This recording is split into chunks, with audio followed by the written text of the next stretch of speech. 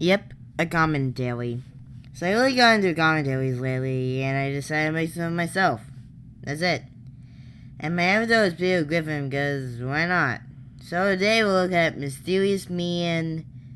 Wait. xXMysteriousManXx. But we'll be calling him simply Mysterious Man. If you've never heard of him, he's like Game Dude, but not as well known and worse. Not sure if he counts as a dead topic, but I didn't find many commentaries on him. Though Gil Fuzzy Weasel made 2 Feeding the Trolls on him, and I requested a third. So I'm gonna do it anyway. We're watching this video entitled The Top 10 Worst Video Game Systems of All Time. Oh, sorry. The 10 worst video game systems of all time. I complain, but that'll be nipping, so let's watch this. But before we do, I'm gonna say it immediately. All these are Nintendo consoles. Hey guys, Mysterious Man back with another video. We're gonna be doing the 10 worst video game systems of all time. Number 10 is the Game Boy. There's no excuse. Just look at the friggin' thing. It's friggin' huge. Wow, that's one giant system. I'm not asking for actual size, but at least says it so I get your point. Cell phones back in that day, like back in the freaking 80s and 90s, they were huge. They were like freaking bricks. The Game Boy came out after those, okay? And it was bigger. Actually, it's not. I compare my iPhone 6 Plus to my Game Boy, and the Game Boy was smaller. Keep in mind, I couldn't find a link of the 6S, but I think it's the same as the 6, since they're the same. And the Plus is at 0.28 inches according to Wikipedia, and it's huge. The Motorola Dynatac is 10 inches. 10. So no, it's not. It is not bigger than a Dynatac. Okay, that's unacceptable. Not to mention the thing had no games whatsoever. It can't be any further from the truth for any system that was released, as far as I know. In the original Game Boy's case, 1,049 games were released for the system according to Wikipedia, excluding any cancelled and unlicensed games. And if seen as no games whatsoever. Okay, and the graphics were terrible. What? Play that again. Okay, and the graphics were terrible. What?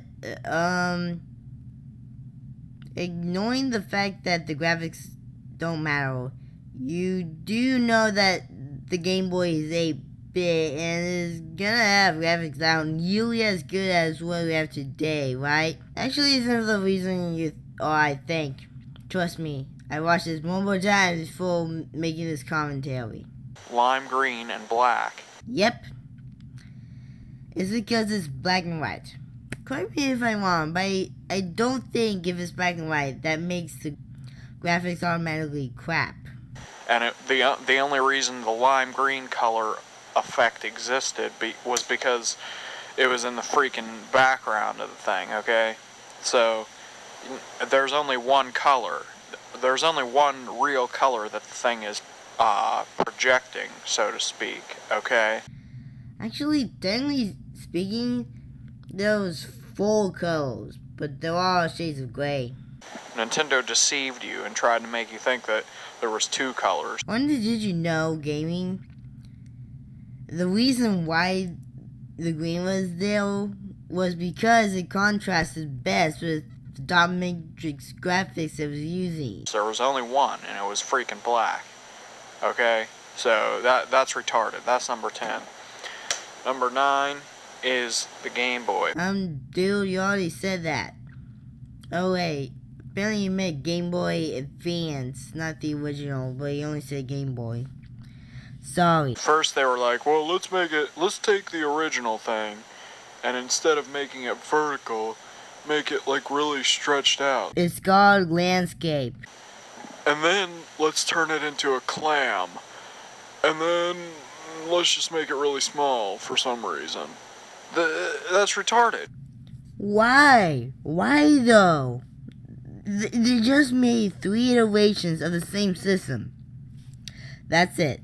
Okay, you only need one, and you don't even need that one because it's a piece of crap with no games once again. So that's number 9, the Game Boy friggin' Advance. So your argument is that we didn't need them? I'm afraid to say, but you already lost all credibility. Number 8 is the frickin' DS. I didn't have the time to freaking go collect every single iteration of this system because there was about 27 of them. Actually, there were only 4, unless that was an exaggeration. If so, then never mind.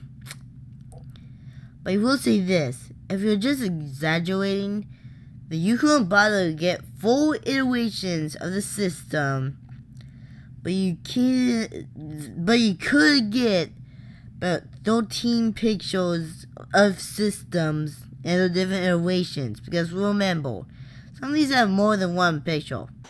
DS, DS Lite, DSi, who freaking knows what else? DS Fat, which I think was the original. People started calling it that. This isn't a complaint, but I should mention that I was confused when I first saw this.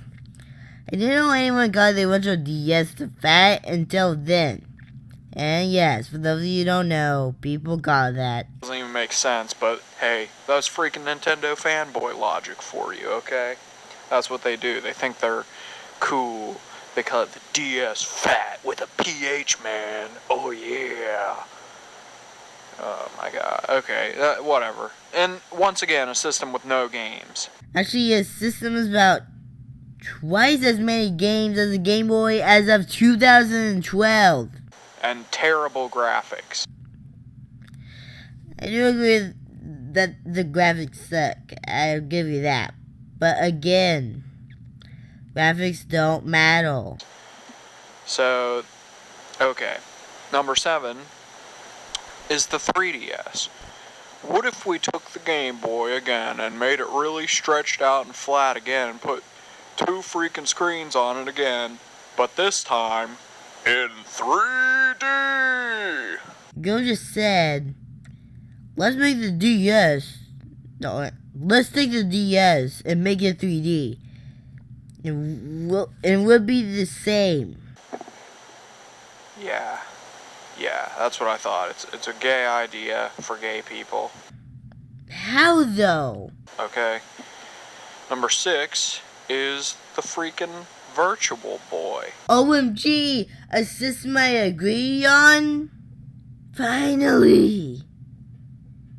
And don't take that the wrong way. I'm not saying that my opinion matters any more than anyone else's here. I'm gonna skip this, however, because I agree, and I bet all of you do. Number 5 is the freaking Wii. What if we could do all that stuff from before, but now we can also flail our arms around? Flail our arms around? You clearly missed the idea of motion controls entirely. The point is to allow you to control games without touching buttons. What? Wouldn't that be cool? No, it wouldn't. And by the way, this is when a list goes down a generation. Number 4 is something that disappeared.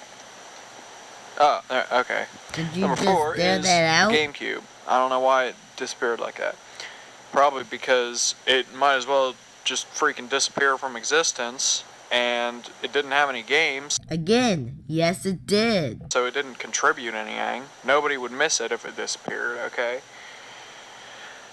The graphics were terrible. They were not better than PS2 graphics, contrary to popular Nintendo fan drone belief. Yes, they were. Do I even need to show proof? People always say, oh, it has a better processor, it has a better graphical unit. Yeah, you don't know what you're talking about. Play frickin' GTA on the PS2, and then play, like, Super Monkey Ball on the GameCube. Whoa! What? You're comparing GTA to Super Monkey Ball? That's the opposite of how you have to compare a game. At least like this. Of course GTA is more realistic. It's supposed to be realistic. Well, Monkey Ball isn't. If you try to tell me Super Monkey Ball is more realistic, I will come out of your monitor and punch you in the freaking balls, okay? Whoa! That's a bit too far, don't you think? Not to mention unrealistic. Number 3 is the Nintendo 64. This is when Nintendo and Sony started competing. That's why I hate the Nintendo 64. Because it was the PS1's rival. Great. It's not to do the system itself in any way. Is that it competing with the PS1? Mysterious Man, I want you to take what you said and think about what's wrong. I don't need to say why. You know, freaking Nintendo has nothing on Sony. So why'd they even make this system? When Sony released the PS1, they should have just said, okay, we're done. You've won. You're clearly better than us. We suck at life. We're going to stop making games now. Even though we basically don't make any games anyway. We just make a bunch of Mario and Zelda rehashes. I doubt they would have said that when the PS1 came out. So, that's number 3. Number 2 is the Super Nintendo. It offends me, okay, that, okay, the US version is on the left. Freaking gray and purple. Cool, huh? No, exactly. What's ironic is that was meant to be a more cool and adult-looking system. And then the European version on the right is all colorful. 2 things. 1, the European version is just the Japanese version with a different logo. That's it. And yet you never mentioned Japan in any of these, despite Nintendo being Japanese. 2, how is that one all colorful? Oh, right, because of the buttons, I see. The thing is, the system itself is about as colorful as the American version. That's ridiculous. Like, they're trying to imply that, like, they deserve better or something? No, like I said, it just used the Japanese casing. That's all. They have less money to begin with. People don't call them Europeans and Europores for no reason, okay? They're poor. Okay. You know you have serious issues when you say Europe's poor. Ubisoft is in Europe, and it has 2,984,786 million euros. Keep in mind that it's more than 2,984,786 million.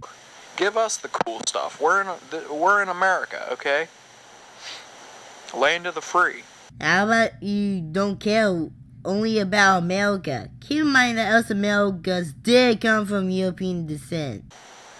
We're not poor like freaking Europeans. So give us the cool stuff. And not that the Super Nintendo was cool anyway. It didn't have any games. And what you know? The pictures you're showing disprove it now. If you look at the European NES, you can see a freaking game in it. Great job, Mysterious Man. The thing was a piece of crap. But it's just the idea behind it. So, whatever, let's move on. Number 1, the worst video game system of all time is the NES. Because all the freaking nostalgia fags love it and praise it as though it's the greatest thing ever. I always hear, oh, the NES saved the gaming industry. Without Nintendo, there would be no Sony in the gaming industry. That's a lie. Sony is better than Nintendo, and that's all there is to it. Except that it isn't a lie. The video game crash of 1983 was ended by the NES. Thanks for watching. Wait, so you aren't gonna even say why it's the worst game ever? Really? What kind of top 10 is this? Great. Just great. What's better than put there than that? And I'm just gonna end it there because the rest of this is just a black screen. So that's Mysterious Man. I think I should mention that I was questioning whether or not he was still active, but he was. After 10 months of no videos, he made one on Pac-Man. But yeah, you get the idea of this guy. I think I should mention that the description is just Nintendo sucks. That's it. I might do a review on his Pac-Man review sometime soon, so let me know what you think on my commentary in the comments section. And if you like it, share it on Facebook and Twitter.